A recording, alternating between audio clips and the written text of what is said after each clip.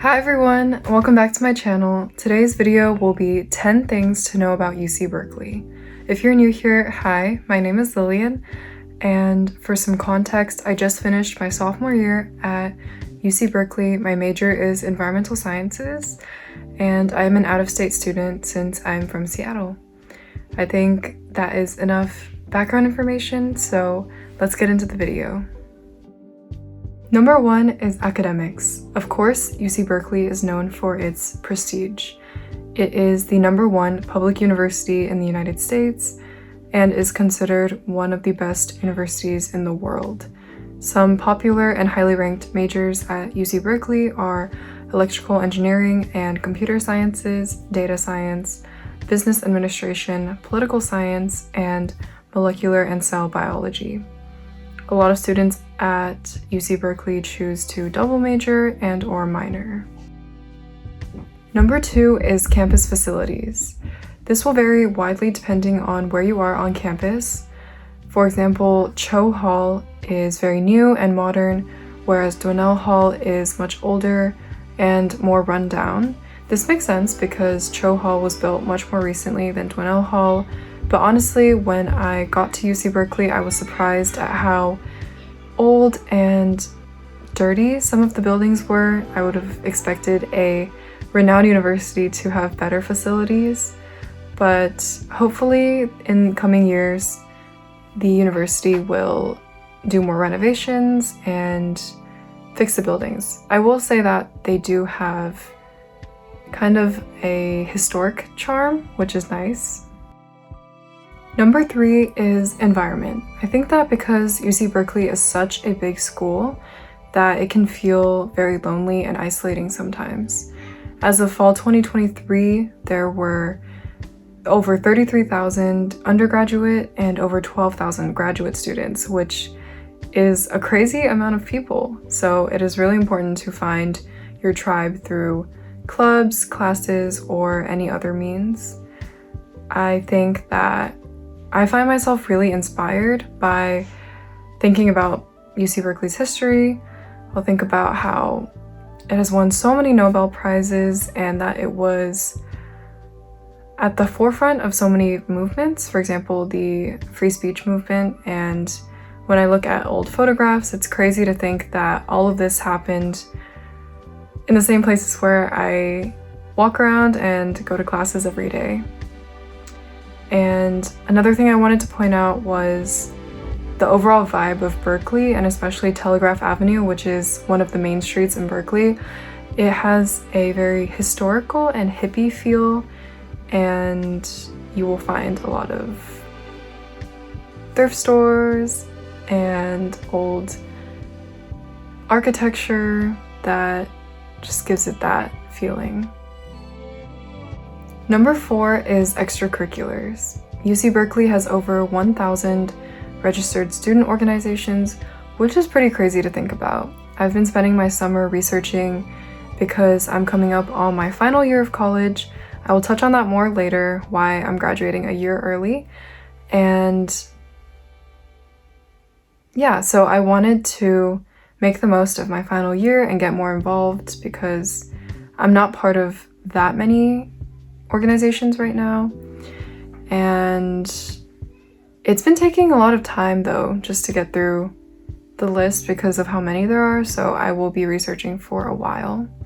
But I really recommend students who are going to attend UC Berkeley to really get a head start on that their freshman year. That's something that I wish I would have done sooner, especially because a lot of clubs, especially consulting clubs and more competitive ones, I think prefer younger applicants, so I think that you have a higher chance of getting in, and also you can always reapply in future semesters if you don't get in the first time. Number 5 is housing, which is a really big thing in Berkeley because not only is housing expensive, but it is also hard to find sometimes. My freshman year, I lived in a dorm. I lived in Ida Sprout in Unit 3, and I paid over $1,700 a month, which is an outrageous amount of money, even though it included a meal plan, because the room was not that nice and I had to share it with 2 other people, so the university is really profiting off of the three of us paying that much money a month. And I would really recommend students to move off campus after their first year if they're not getting financial aid or anything like that, because you can find much better and cheaper housing off campus. The one thing is that, of course, the dorms are located in pretty convenient locations, so it's a very short walk to campus. Number 6 is perks. UC Berkeley students can get access to things for free or at discounted rates. Number 1 is the RSF, the recreational sports facility. It's basically a gym where you can tap your Cal ID to get in, and it saves students a lot of money by not having to pay for a gym membership elsewhere. And it's great because it not only has gym equipment, but it also offers classes. Number 2 is the OCF, the Open Computing Facility, where students can print for free. You can get 20 pages per day and 200 pages per semester, and this has saved me so many times from not having to pay for printing.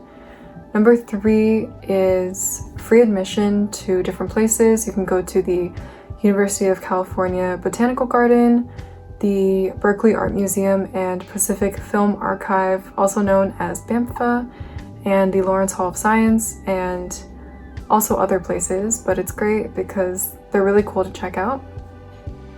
Number 4 is the food pantry at the Basic Needs Center, where students can get food for free.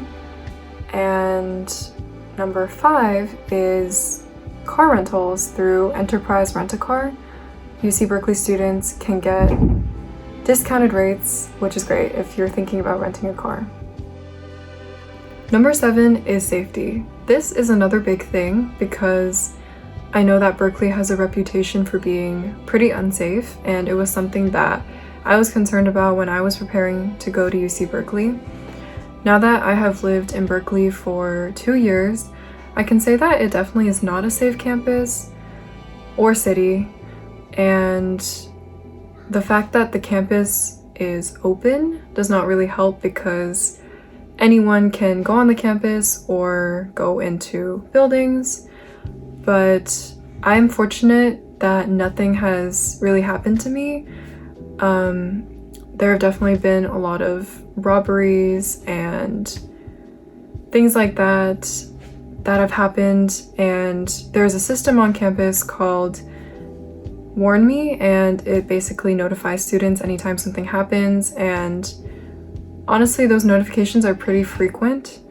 But I would say overall that as long as you remain vigilant and you carry pepper spray and try to walk with people when possible and avoid going out at odd hours of the night, I think that you will be fine. Number 8 is things to do. When you're not in class, you obviously want to get out and have fun, and luckily Berkeley is in a great area for that. Within Berkeley itself, there are a lot of cool shops and cafes and restaurants to check out.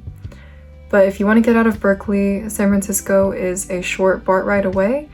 It's around 30 minutes, which will vary depending on where your start and end stations are, but it's quite convenient. BART stands for Bay Area Rapid Transit, and it's a really convenient way to get around. And there is so much to do in San Francisco. The possibilities are really endless. And if you're not feeling like going to San Francisco, you can go to Oakland, which you can also BART, but you can bus as well. And there's a lot of cool stuff to do in Oakland as well, including Chinatown.